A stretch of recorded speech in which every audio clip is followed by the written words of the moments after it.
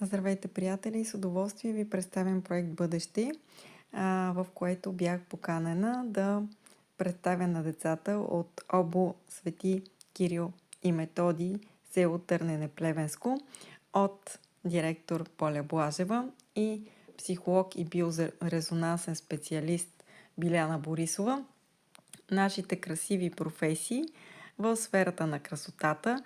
Децата бяха изключителни и попиваха с голямо внимание всяка моя дума. Очаквам с нетърпение новите ни срещи.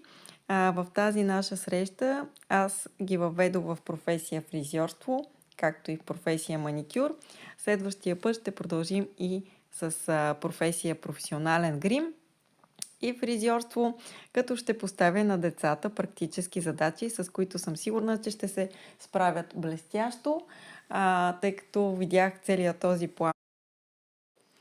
Всяко дете на България заслужава да има еднакъв старт в живота и аз наистина много се вълнувам от нашата среща и с радост очаквам следващата, така както и децата я очакват.